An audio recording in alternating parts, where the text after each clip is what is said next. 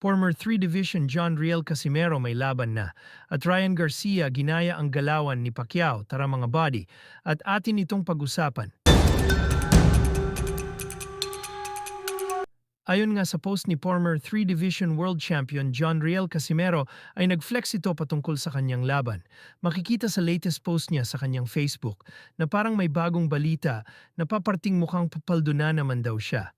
So parang main event ata si Casimero kung may laban siya. Maganda sana kung malakas-lakas ang kalaban niya para walang masabi ang basher kung manalo at matalo man siya. Samantala mga body, ipinakita naman ni Casimero ang bagong sasakyan niya.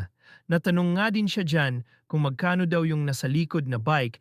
Mabugan ba? Pag mabugan, hindi pwede. Kaya alikabok. Magkano kayang bili mo nitong bike na to, boss? Yan, nasa 2M. Yan o? Nga dyan ni 2 million. Casimero. Bike na yan. Higit 2 million pesos nga daw yan. Ano masasabi nyo dyan mga body? Sa kabilang update naman mga body, ipinakita ni Ryan Garcia ang mabilis niya na galawan sa kanyang latest post sa Facebook. Ganyan din kasi ang galawan ni pambansang kamao Manny Pacquiao nung bago sila maglaban ni Barrios.